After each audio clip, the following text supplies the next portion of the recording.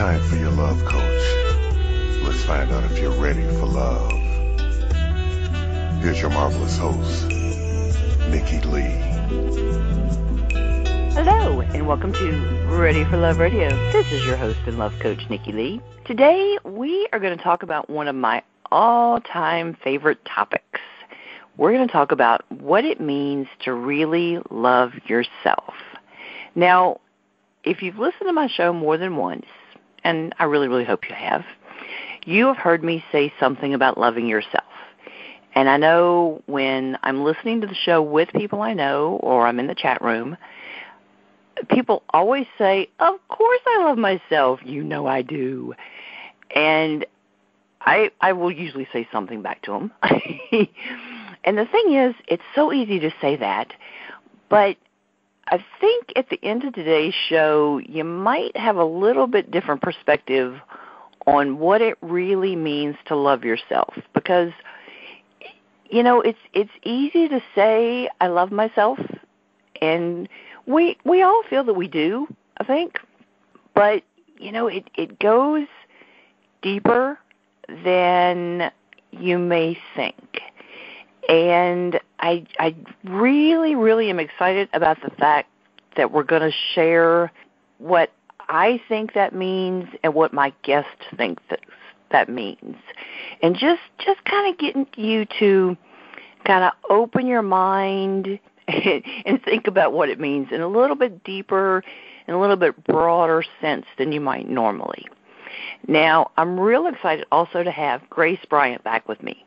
She was with me a while back, and like I said, I'm really excited to have her back. So, Grace, it's great to have you with me. Thank you, Nikki. It's great to be here. Thanks for having me on Ready for Love again.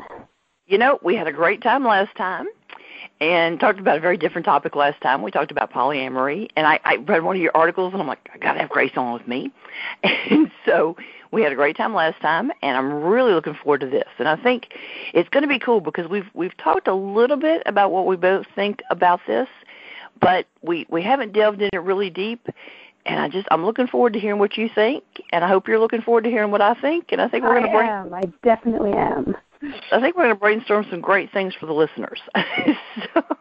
Yeah, and I really hope it just gives people the inspiration to really think about how this is applicable for themselves, because this might seem conceptual, like you said, or like, I love myself. But we can get really practical about what this looks like and how to live this way.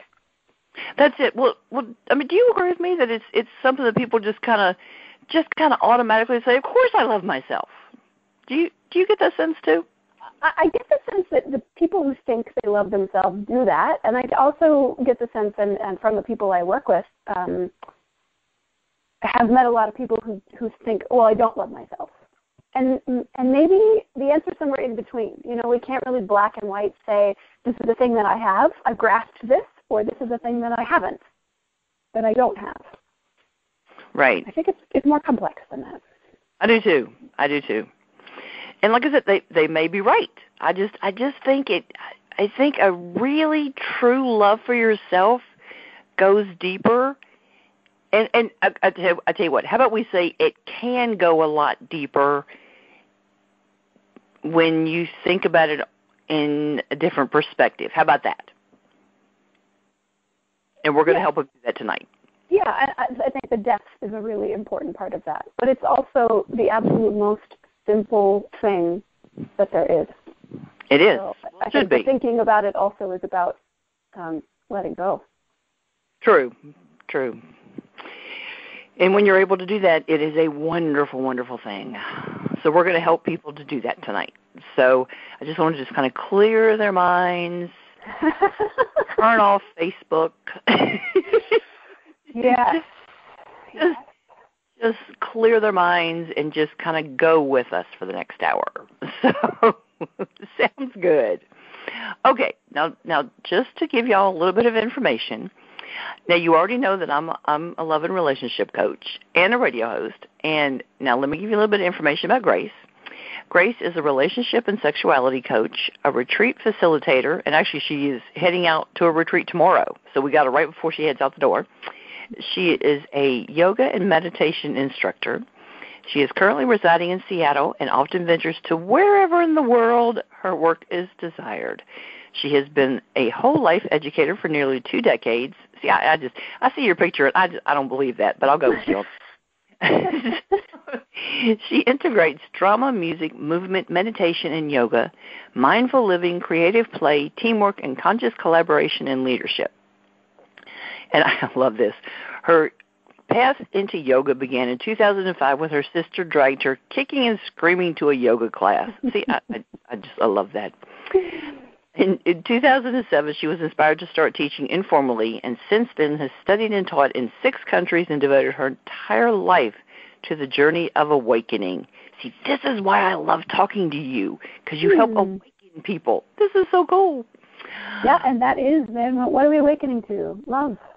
That's exactly. It. And loving ourselves. What better awakening could there possibly be? Let me see. Your favorite classes are those that expand consciousness and incorporate how to live with more awareness, trust, and compassion.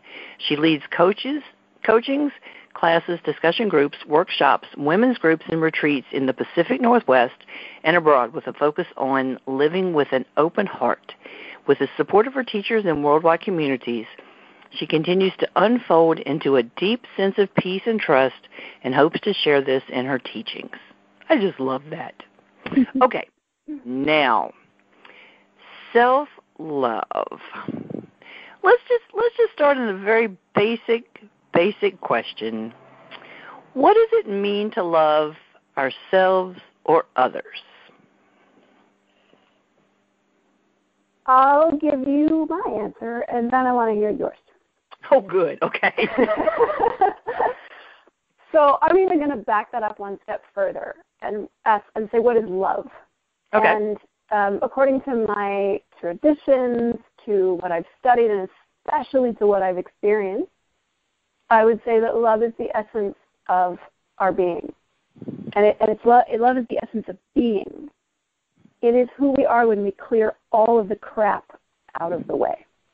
That crap being the conditions and the separation and anything that we compare to other people or we project on other people, any of our stories. When we can step outside of all of that or deeply inside of all of that, then we get to this basis of our being, which is love. Oh, and so to love as a verb means to live from that place. And from that place, I have a quote here from an Indian sage named Ramana Maharishi. He says, I cannot but see you as myself. It is the very nature of love to see no difference. I cannot but see you as myself. It is the very nature of love to see no difference. So when I see myself in everything around me, in the people and the plants and the oceans and the buildings and the Facebook pages and all of that, and when I look at all of that and see it all as just this same essence, then that's love. So to love ourselves is really interesting because if that's who we are, then in essence we can't do anything to really be in the place of giving that to ourselves because that's who we are. But we're also all of these pieces of our identity and our personality that we think we are. So it's from this place of our essence, giving that vaster perspective to our personality. And then we'll get into, self-acceptance and self-esteem and compassion and all of those things. But I think if we can experience that the essence of our being is love, and that means to see no difference or to see no separation between ourselves and everything or everyone else, then we just rest in love. So it's not an action so much as a state of being. That's what I got. Over to you. Yeah, see, I didn't know there was going to be a quiz. Okay, I was prepared to ask questions, not answer them.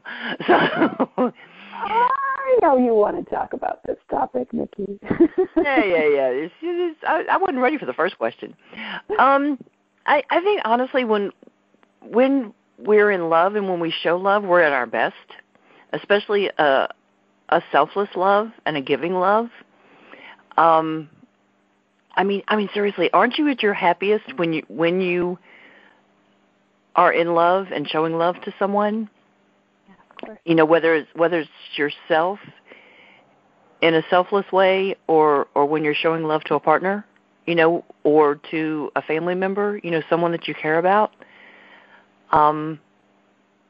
You know, when you're with somebody and you just want to show them how much you care about them, you know, it just the happiness in you when you just want to give, and you know, it just, I mean, it's just such utter happiness. Like I said, I so wasn't prepared for this question. That's okay. You have the power of editing, so you can take that out. I do. I can make myself sound better. So. Well, I totally agree with you, but I also, that kind of leads to this spiraling question of, yeah, but what's the motivation to give that love? Because it can come from so many places. It can come from the place of, I want you to see that I'm showing you that I love you, which comes from a place of lack. That's not coming from a place of wholeness. And this happiness and this joy that you're pointing to, this is the same essence as when I say the word love. When we fall into love, we're falling into that place in ourselves. But see, we're going to delve into that more with the other questions, though. Like, what is your motivation behind love? Why are you showing love? We're going to talk about all that. But this is why it's so unfortunately complex. And in our mind, we can psychoanalyze it in a way that we don't let ourselves experience it because we want to rationalize. And when we rationalize love, then we lose it. Well, there's also many different types of love. You know, and actually, it's really funny. One of my first articles that hit like 250,000 views was about the different types of love, and so there, you know, a lot of people have questions about what in the world is love. Right. So we have to figure out what love is, and then figure out if we're showing ourselves love, and if we're showing other people love, and what type of love we're showing them. So it's a complicated thing. So. Yeah, and I wrote an article on this recently too. The 7 kinds of Greek love, but there's also the way that many traditions that are not English-speaking traditions, interestingly, have looked at love in different ways. But in English, we just have this word love, and it's supposed to cover everything, but it gets confusing. Well, and you know, there's people I know that have just automatically say love you, and then there's so many ways to interpret that, you know, and some people want to interpret that to mean, what, depending on who it's coming from, you know, want to interpret that to mean crazy in love with you when that's not really what they meant, you know, or they may say it and want the person to take it one way depending on what they want to get out of it, like you were just saying, you know, about that. So it's, you know, it can be a really powerful word. My thing is, I don't say love you to somebody unless I mean it in a very heartfelt way. But that's not how everybody uses it. So, you know, it's and that also points, I think, Nikki, to, and this is something that in my article about unconditional love, I talk about personal love and transcendent love. So using this interpersonal love that you're talking about, someone I really feel a deep personal love for, a deep personal connection with. Right. But then, as in my definition of love a few minutes ago, there's this transpersonal love, this universal unconditional love. And when we have this individual expression of love, personal love, which I always love the Victor Hugo quote, to love another person is to see the face of God. I think that, and whether or not that word God resonates with you, but the universe or the divine or whatever is bigger than us, it points to seeing that spark of recognition, that beautiful, deep, compassionate connection with someone else invites us to see that in everything. Right. Very true. So yeah, it's an interesting word, and it really is. So, all right, interesting. So now there's different traditions interpreting as far as the word self. So what do you think the word quote-unquote self means? Because we can't talk about loving yourself until we say what self means. Yes, I agree. And I am going to give it two definitions. Okay. There's what we call the big S self and the little s self. So when I was pointing to this essence of our being that is love, we don't have to do anything. That's just what we've been created as. That is the big S self. And then there's our self, which is who I think I am. So it's my personalities and my identities, and when I say, oh, my name is Grace, well, that fits in the category of my small s self. So it's who I think I am. I'm Grace, and I'm a teacher, and I'm 5'10", and I live in Seattle. All these things that kind of define me are my identities. But behind that, there's a me that doesn't fit into any of those definitions. So, I haven't always been 5'10". I haven't always been a teacher. In fact, my name hasn't always been Grace. People called me something else at one point. So underneath all of those identities and definitions, which are constantly changing, who am I? And when we say I, we point to the heart. This is a natural thing that we do. You don't say I and point to your knee or your eyeball, but you point to your heart. So that feeling of being, that feeling of existence, which we can't deny that we exist, that is the biggest self. And then all those things that we think we are, that we define ourselves as, that I would say is the small s self. So I think when we say self-love, it's our big S self loving our small s self. That's interesting. Okay. Now, see, question number 2, and she's already getting deep, y'all. Okay. I'm curious what your take on that is. Well, I hadn't considered the big S and little s. That's interesting. All right. No, I hadn't thought quite that perspective. But you have a course on loving yourself, so when you are showing people how to love themselves, who is it that they're loving? Well, Oh, sorry, I shouldn't have put you on the spot again, Nikki. See, I'm telling y'all, she did. She was going to quit. This is way too fun. I'm going to start a radio show. Yeah, I know. I thought I was the interviewer here. I thought it was my radio show. It's what I get for having Grace on the show twice, right? I have her on 3 times. She's going to take over the microphone. Well, I'm going to quote you. So I was reading through your program, your Love, Accept, and Respect Yourself program. Right. And you said loving yourself should be one of the most natural things in the world. Yet it's the one thing many of us do not know how to do. Right. And, I mean, you're totally right. It is the most natural thing because we are this self-love. It's not that we have to go find it. We just have to uncover it. It is the natural essence of our being. Do you think that we unlearn it? Yes. That everything, our environment, unteaches us? I mean, everything makes it so that we almost forget how to do it? Exactly. I wouldn't say almost. I would say that's exactly it. And you can see that if you're around young children. My cousin just had a baby a couple of weeks ago, and I got to be there a few days after he was born. And this beautiful purity and angelic quality of love and pure acceptance that comes off a baby. Right.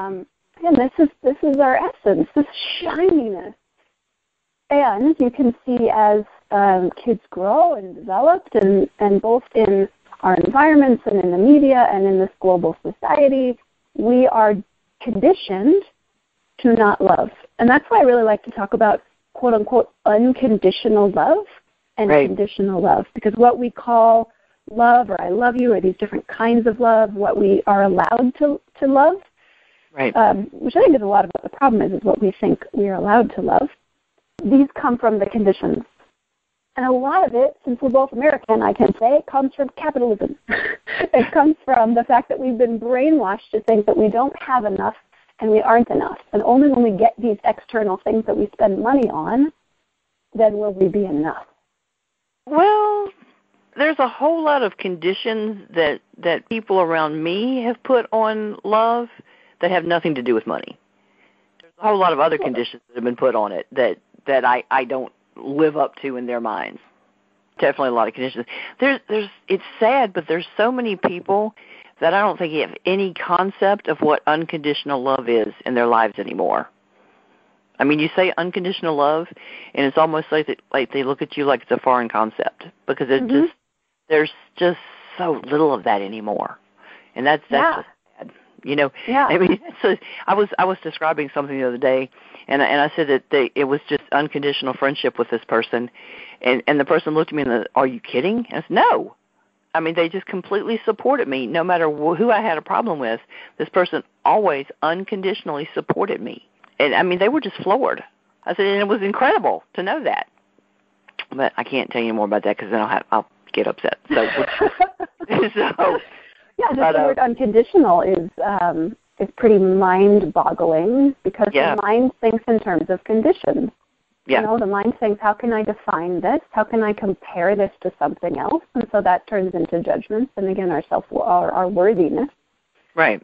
So the notion of unconditionality, I think, goes beyond the mind. We really have to experience that. You know, we don't believe in it because we haven't been told that it's a thing to believe in. We'll be disappointed, so we shouldn't love people, that kind of thing. Well, you know, one thing I talk about here on the show a lot, too, is that in order to... Well, and I use it in the concept, I've used it in the concept of dating. If you're going to go out and try to find someone that you want to date, the first thing you have to do is figure out yourself and who you are and what you want. And if you don't know yourself and what you want and what you need, you don't have a clue who to look for and what kind of qualities to look for in a person. Because if you don't figure out you and what you need in life and what you want to be happy, you don't know what to look for, right? Mm-hmm. I would go one step further and say we have to recognize that a lot of things that we think we want are conditions. Yeah, that's true too. So I think I want monogamy or marriage or a knight in shining armor or something because that's what my family has quietly, unconsciously shown me that I'm supposed to like, or my schooling environment, or media, or Disney movies especially. Yeah, well, I'm queer. So wouldn't I be really unhappy if that was how I lived my whole life? Right. Well, that's what society tells me I'm supposed to want. I'm supposed to want the one person and the 2.3 children and the white picket fence, and that's what you're supposed to want. So. Right.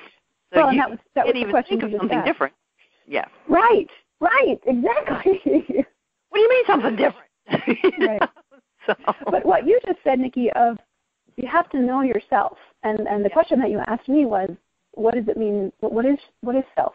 So where are we looking to find those answers? I think that's a really important question. You have to look inside yourself to figure out. That would be deep inside yourself to figure out those answers. Yeah, start to feel into your authentic yes, into your authentic no. When you get a response or when you put something out there in the world, I think we all have this intuition that says, like, ding, ding, ding, that feels good. I feel that joy that you were talking about and that happiness when this particular thing happens. Right. Or, I feel a little squirmish, but that's what I'm supposed to like, so I'm going to go with it. And I have so many friends who do a lot of dating and online dating, and I'll just see them over and over again bypass their own intuition that says, this isn't really what I want, but maybe that would make me happy, instead of listening to their authentic yes and no, instead of society's authentic yes and no, or inauthentic yes and no. Well, this is what my family says I'm supposed to want, so obviously it's right for me. No! Yeah.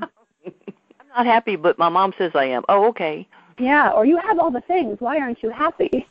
Right. And I'm a life coach, so I get that a lot. Well, I have all the things. I have a corporate job, and I've got the family and the kids, and I'm unhappy.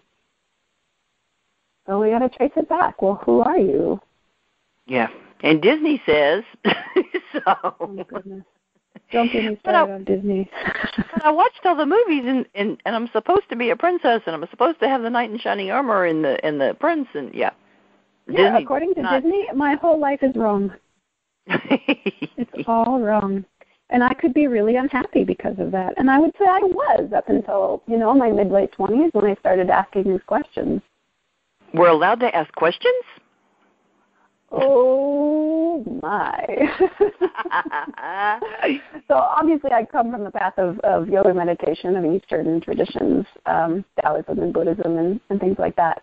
The beautiful thing about these traditions is we're supposed to ask questions. We're supposed to keep asking this question, who am I? Who am I? Who am I? And just keep diving into it. Never be satisfied with what someone else says, but experiment until you are actually experiencing the answer, not just conceptualizing it in the mind. There are families and there are parts of society and there are religions where you're not supposed to ask questions. You're just supposed to do what you're told. Yeah. I'm just saying, this is the way I lived for a long time. And you don't ask questions, you just do what you're told. Whether it makes you happy or it makes you sad or it makes you mad or no matter, you do what you're told. It's not a good way to live. Well, if that's how you used to live, I'm curious. I'll ask you another question, but you don't have the answer. At what point did you start saying why? Or did you start looking under the blanket and saying, is this really what's making me happy? Or do I really... Oh, it wasn't making me happy. It just, anytime I asked questions, I was told that was not good. I was not allowed to do that, and obviously that made me a bad person, and so I continued to be told what a bad person I was, and I just eventually got really tired of being told that, and I just decided it was time to do something different. And not until I went through my coaching training did I actually get to the point where I realized that I wasn't a bad person because I asked questions and felt that something huge was missing in my life and realized that I needed to look inside myself to find all these things that were missing. It wasn't outside of me, it was in me. So much courage, especially if it feels like you're the only one doing it and everyone around you lives in this collective paradigm. It takes so much courage. Yeah, but it's, and I've told people, I said it took an awful lot of work. And it wasn't easy, and it pissed off pretty much a huge chunk of my immediate family, but it was worth it. I'm very happy now, and they're still very mad at me, and that's okay. So are you saying that when we start on this path of self-love, other people around us may not be happy with us? I am saying that, yes, and I say that frequently. Well, and one of the things with the show is that I'm real open with letting the listeners know that this isn't just something I'm throwing out to people and saying, hey, you should try this. I don't know anything about it. I've done this, and I've gone through the steps, and I've been miserable. And I was miserable until at least my early 40s, very miserable. And I was one of these, I woke up every day feeling I was a huge disappointment to my entire family, that I had let them down. And one of the coolest moments with my mom was when she says, I don't know what you're doing different, but I've never seen you this happy. Whatever it is, keep doing it. And that was when I was doing my coaching training, So the fact that she saw something changing was huge for me. And you weren't doing it for her. You weren't No. trying to make her notice or show her how happy you were. You just were happy. Yeah. But she saw it anyway. Yeah. So I think this is a huge piece of often what stops us from loving ourselves is pleasing other people. Yeah.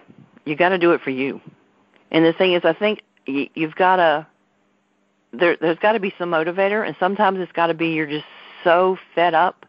Was feeling bad, you're ready to make a change, or in my case, it just kind of fell in my lap because I was working for Dr. Ava, and she said, if you want to go through the training, here it is, and that was the biggest gift I think anybody ever gave me. But I mean, you've got to want to make a change, and that's on the page for the Love Yourself program. It's like you got to want it. You got to want it bad enough to put the work into it. Yeah, and you have to want to do it for yourself. Because I work with a lot of people in relationship coaching and intimacy coaching who want to make changes to make their partner happy. And that will never be genuine, and you'll never follow through with it. They'll do it to a certain point, and then it will all fall away. But not until it really comes from this place of, I want to be a better version of myself. I want to be a loving human in the world. Will we stick with it? And a lot of what I offer people is a personal practice, so a meditation practice and a daily practice and maybe affirmations, all sorts of different things. And I find that only when this aspiration comes from within, as you said, this willingness to look within and really have a lot of courage in that, do we commit every day to a personal practice. Right. Well, and I put on the page for it. I said there's two catches. Number one, you got to pay for it, and number two, you got to put the work into it. And if you're not willing to do those two things, forget it. There's no point in even there's no point in it, because it does take work. And the thing is too, if you're to the point where you're going to make major changes in yourself, it's going to upset the people around you. It just is, because you're likely going against the norm of what they think you should be, because you've gotten into a rut probably, and they're comfortable with that. They're comfortable with who you've been all these years. Otherwise, they would have been getting you to change. And this is one of the things I wanted to talk about today, was beginning to practice self-love and beginning to live in this way in the world from our authentic yes is going to bring a lot of discomfort. And we have to start being able to say yes to that discomfort and not avoiding it or shying away from it or repressing. Becoming emotionally repressive is how it happens. For me, I definitely started to shove my emotions down a little bit when I was, quote unquote, I'm living authentically now, and people around me noticed, and so my discomfort just grew more and more until I could actually express myself, and then start being more and more in love with myself. Well, you get to a point where you can't stop. I mean, I started the classes, and the first couple, of course, I started with the fun stuff like the kissing and the fun things. But then after a few, and I think intimacy, because intimacy is just such an incredible topic to delve into, and I think dating and kissing and intimacy and female sexuality was really cool, and male sexuality. But then I started, once I started feeling better about me and thinking, I'm not a bad person because of the way because of the stuff I'm interested in and the way I feel about myself and all this. And then once I started getting into it, I couldn't stop. I'm like, I got to finish all this. Then I got to a point where I'm like, okay, if I'm starting to get rid of all this guilt and shame I felt all these years, I've got to finish this. I've got to pass the final exam, and I've got to start sharing this with other people and help them to start feeling better, because I spent 4 decades feeling like this. Other people shouldn't feel this bad for so long. This is ridiculous. I got to help them too. And it becomes contagious. It really does. It really does. That's exactly why I do what I do in the world, because I learned how to be happy.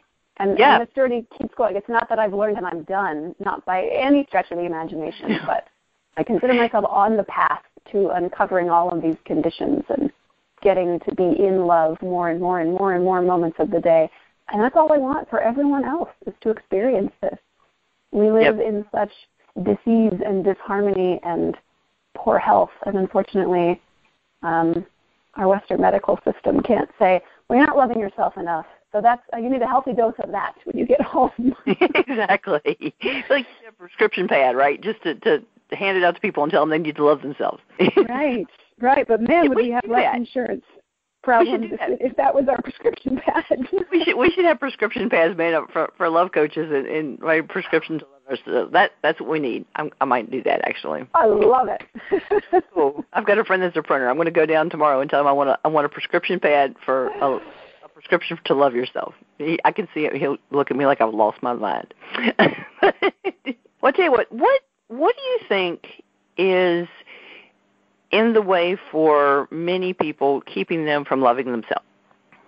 I think it's these conditions. It's these stories. And when we talk about the big S self, the existence of our being, the essence of our being, which is the freedom and love, and then our small s self, which is all of these identities and personalities, we have stories.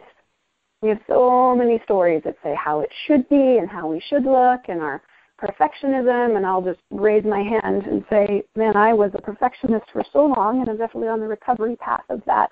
And that kept me from loving myself because I didn't practice the piano enough, and I didn't get good enough grades, and I didn't have enough boyfriends and girlfriends and all of that, which was silly because I got straight A's, and I won piano contests, and it was like there was never enough perfection for me.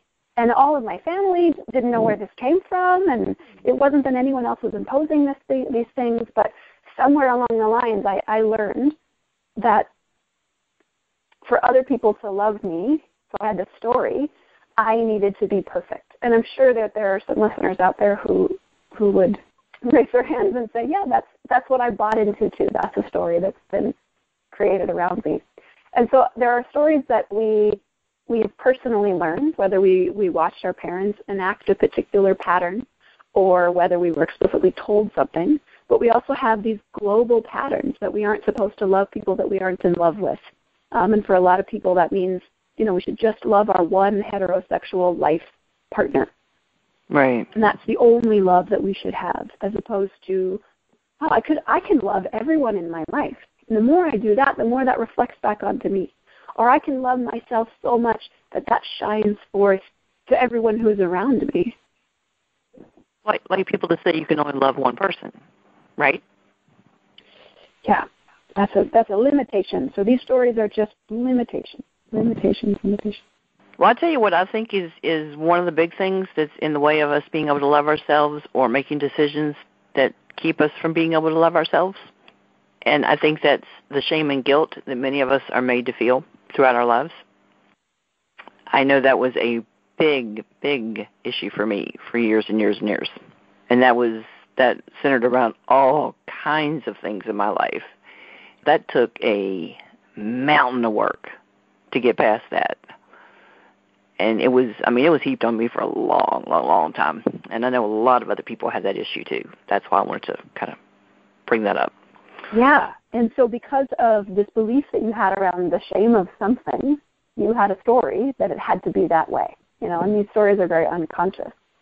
And then we're programmed that that's the only thing we hear. I think so through the lens of shame and guilt, and I love Brené Brown's work of uncovering shame around this. We're on the lookout for that. That's the only thing we hear is, you shouldn't be or you shouldn't have done or whatever that particular story is. Mm-hmm. And so it's like that's our antenna is set to receive that, and we can't receive love. Right. It's hard to give love when you're feeling shame and guilt about yourself because you even if you try to, it's not good enough. You're not good enough to give love to the person, and you certainly aren't good enough to receive love if you've got all this shame and guilt that you're dealing with. It's amazing the mind games it plays with you. Mm-hmm. But yeah, I dealt with that for a very long time. And like I said, I've talked to so many other people that dealt with it. Well, no, I deal with that on the About page on my website for the radio show. Because I think if I remember right, I even put on there a special note that's one particular niche of people that I really want to reach out to with the show is other women that are dealing with that, because I know there are so many out there that are dealing with the same thing I did for so long. But yeah, and even now when I talk to certain family members, they really try to heap that on me, and I'm like, no, you're not either. And so now it sounds like you're able to recognize those patterns when you see them. And some people are overt in that, and some people just do it subtly. There's this manipulative way you can say, how are things going? With like a little cock of the head or something, and get that there's just a little bit of poke in there, like, why aren't you doing what you're supposed to be doing? But instead of you hearing that, you just are able to look past that and not be affected by that. So to be in a place of non-reactivity, I think this is a big sign of self-love and of moving past our stories around shame and guilt and around not being enough is when those things come at us, because they always will. That's the thing about self-love. It doesn't change that we're going to run into these things externally. It changes our internal compass and the way that we interpret what life throws at us. Well, something I've brought up quite a few times on the show, and I brought it up with a couple of coaching clients lately, is we can't control what others are going to do, but we have every bit of control over our reactions to what other people do. Absolutely. I can't control what family members say to me, but I can control how I react to what they say. And this is really tough on the beginning of the path. I have someone in my life who's dealing with this right now, of this, whoa, I see how defensive I get, and then it perpetuates this tension between my partner and I. Whenever they say this thing, I interpret it this way, and then I react. And they've all of a sudden had this realization of being able to step back and see it and not play into that game. Right. And that's, if we want to go into the practical part of it, watch when you react. Watch what comes out of your mouth, and then just take a step back and say, is that something I actually wanted to say? Is that how I wanted to participate in this? Yep. That's true. So in the mindfulness traditions, we say between stimulus and response, there's a gap. And in that gap is our freedom to respond. That's true. Well, I've got a family member, and I asked him one day, I said, do you care if I'm miserable, and does it make a difference to you that I'm happy now? And their response was, no. I said, are you serious? They went, no. If you're not doing what I think you should, I don't care if you're happy. Well, that puts it in perspective, doesn't it? And then what do we do with that information? I mean, to me, that registers as, wow, you must be in so much pain. Oh, yeah. And so our response to that, again, when we're walking on this path of self-love more and more, is offering compassion. Yeah. It's just giving love to that person. We don't have to receive love from them to give love back. Yeah, that just confirmed for me exactly how unhappy they were. I said, okay, that confirmed it. Well, I had another one that wanted me to do something, and I knew that being where they wanted me to was going to be around a lot of people who want to control me. And I looked them right in the eye, and I said, well, let me just tell you that no one there has any control over me at all anymore. And that was one of the most loving things I've ever said in defense of myself, ever in my life. And God, that felt so good. Wow. They haven't said another word to me since that moment, but boy, that felt good. And I meant every word of it, But it just, those kind of moments, they're priceless. Absolutely priceless. Yeah, we can feel empowered to just be in that essence of ourselves without having to lash out at someone else. Yeah. Sometimes that plays out as violence then. Well, then you blah, blah, blah, blah. Yeah. Okay. Not really coming from self-love when it goes into that place. Yeah. Well, and the thing is, it got my point across, and like I said, it was said totally calmly, and it got my point across. Because I knew why they wanted me to be there, and I'm just like, okay, this is going to just stop. That's all I need to say. And like I said, that ended the conversation. So it's like, it's not going to make any difference if I am there, because no, the power's gone. I've taken back control of my life. Thank you. And sometimes, especially in families, this is a big, heated topic. We will go into those situations to make other people happy and think that that's loving other people. Right. But it's not. Because it's coming from a place of, well, maybe I'll get what I need if I go into this situation. Right. And we know there's a part of us, this intuition deep inside that says, no. But we've been conditioned to just go along with it, unfortunately. Well, and we're not helping anybody. We're not helping ourselves, and we're not helping them either. Yeah, stepping out of these patterns, and especially into patterns of forgiveness. Choosing to forgive. Choosing to love ourselves in spite of, or instead of, or because of all of these conditions. Right. That's really how we stop the patterns. Right. Well, we may help them to not start the patterns with somebody else, too. You never know. Absolutely. Oh, my goodness. Absolutely. I was just sharing this with someone the other day. The 25-year absence of a family member. Wow. They could have carried a grudge. They could have gone into that and said, how dare you, blah, blah, blah. And instead they chose to walk in just pure forgiveness and pure love. And I pointed out to this person, you have stopped a cycle in this world. You have stopped perpetuating whatever was held on to there, and you've created a space for that person to experience love, maybe for the first time in 2 decades. That's so incredibly powerful.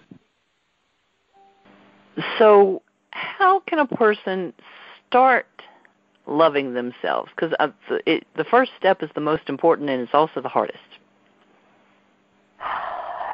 He just takes deep breaths. Yeah. It's hard to answer this prescriptively to every person because everybody is on a different place in this path.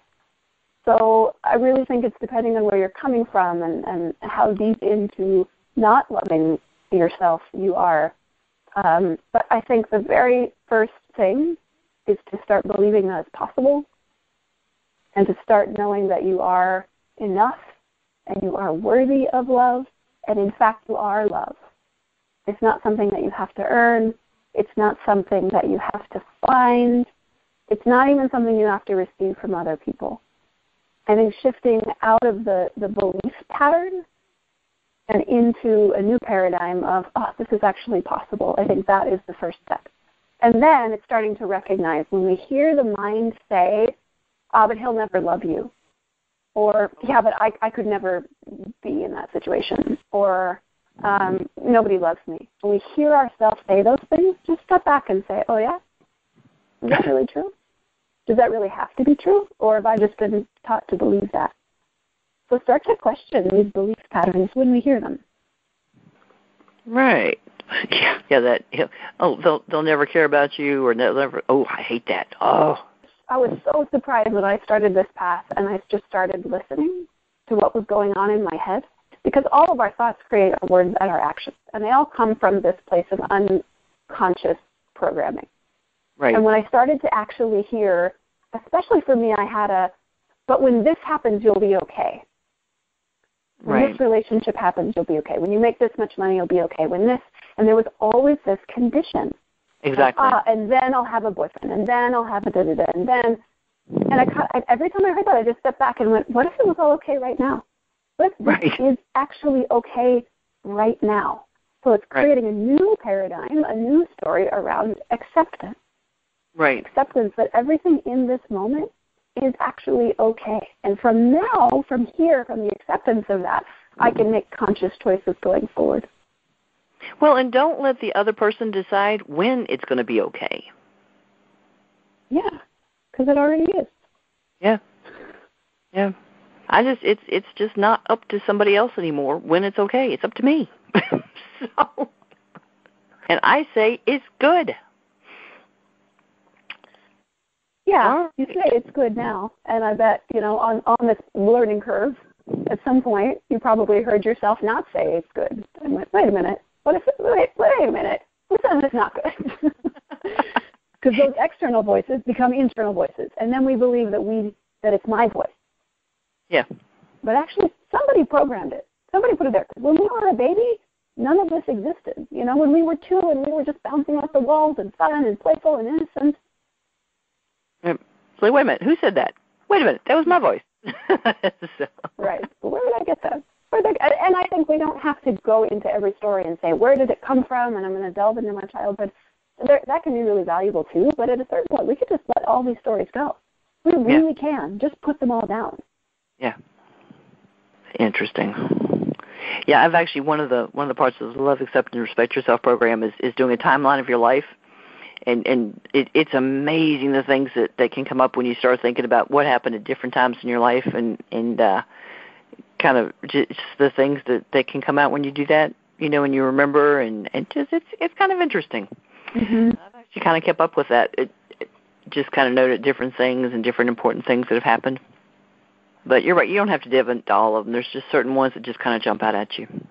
Yeah, and you can start to doing work like that, Nikki. You can start to make those connections and realizations and have those aha moments more and more. But as we say in the yoga tradition, realization is instantaneous. So these whoa, I can't believe this came from here. But deconditioning is a process. Just because we've seen it doesn't mean that we've dropped the story. Right. So then we want to be on the lookout for, that's a thing I believe about myself. I believe I'm not worthy of love. Right. And then when we're out living and we're interacting with people and we're in relationships and work and social media and all of that, seeing the places where we're affirming this I mean, we've created relationships then to sabotage ourselves to keep believing that story. Because it's really important that we keep believing these identities. That's what our ego does. So what's the difference between comfort and love? Oh, man. Well, we've touched on this a couple of times today.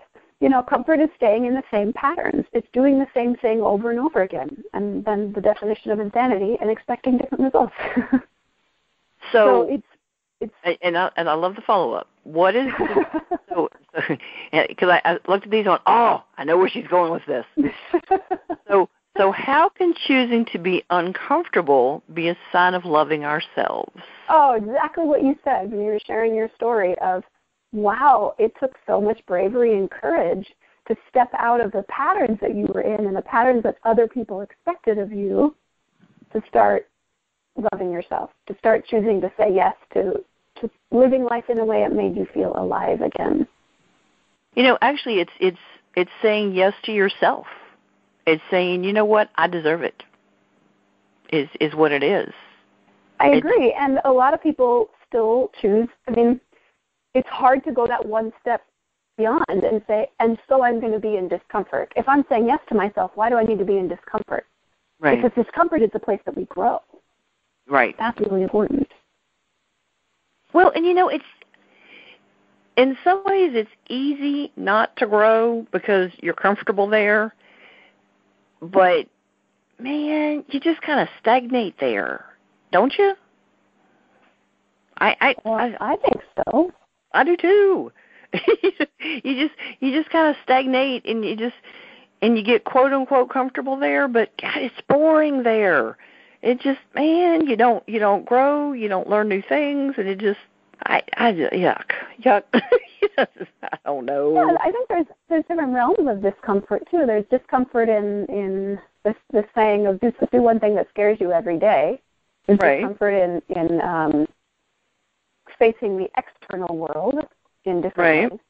But there's even more discomfort in facing the internal world. It's scarier, for sure, to look at our own stories and start to unpack our own beliefs than, well, I'm going to go sing karaoke tonight because that's a scary thing for me.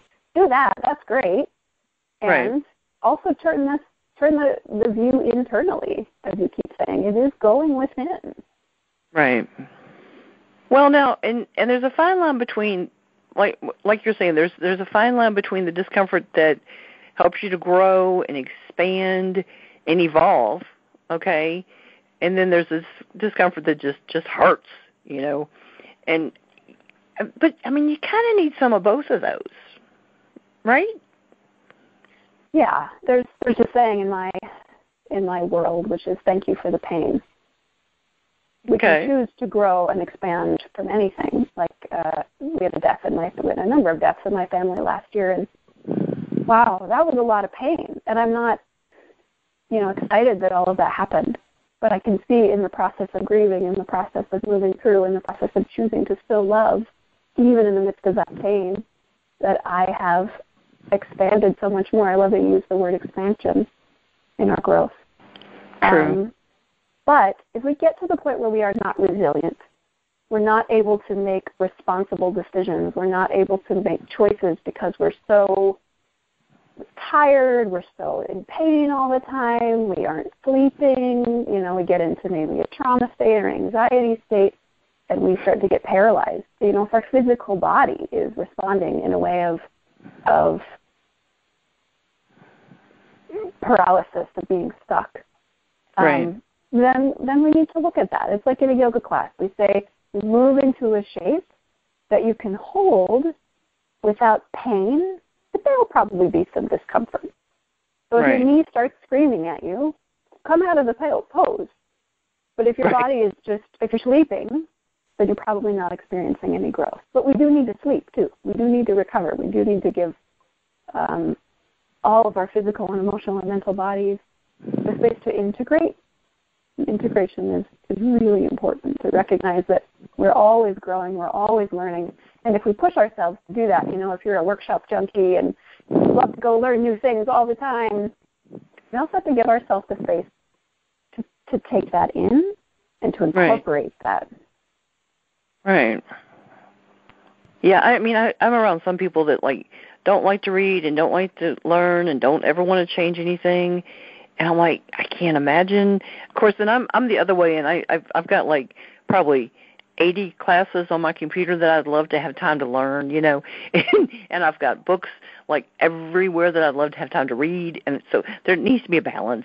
There needs to be a balance. I totally agree. And at a certain point, all of this knowledge that we're accumulating, it doesn't hold a candle to what we're experiencing. Those right. moments where you've been able to say how much you love yourself in front of your family, those have left far lasting effect on you than this other great book that you read by Deepak Chopra or whoever that you're learning from. So we do want to, and being inspired by the words of others is so important. Right. And having that direct experience is really important. So I created a series called the Integration Series, which is about when we have these whoa, big aha moments, how to learn to live with those every day, cumulatively over 21 days, before we try to tackle another big chunk. So to give ourselves the space to incorporate what we're learning and growing from without pushing ourselves too hard into the next thing. That's it. And there's always a next thing. At least one, if not 10, right? Sure, but there's also just this perfect moment right now, and that's the place that we can really love ourselves from. Exactly. Right here, right now. Exactly. All right, well, I'll tell you what, listeners, we've got a whole bunch of other questions we can still talk about, and I think we could probably do a whole nother show. So I think we're gonna do another show. So you with me, Grace? You wanna talk about this for another hour, and we'll just do another show? Sweet. Yes, please. Okay. I thought you might be up for that. Okay, so I'll tell you what, we're going to talk about some more information about loving yourself and relationships, and especially how loving yourself does impact the other people around you and your family, your friends, your relationships. I highly recommend that the listeners check out my Love Yourself program. And if you'd like to, you should check out on my website on www.readyforloveradio.com/loveselfprogram. You'll find all the details. And it certainly walks you through step by step how to love yourself more. And actually, both of these programs are going to be included in that program, along with over 500 pages of content and another 24 hours of audio is in there also. So lots of great information. Ooh. So, yeah, I know, lots of information. So tackling all kinds of topics that hold people back from being able to love themselves. So the goal is to help more people to get to a point where they can love themselves more completely and to have healthier, happier relationships. So, listeners, I'm going to invite you to tune in again with us next week and come back and join Grace and I on Ready for Love Radio.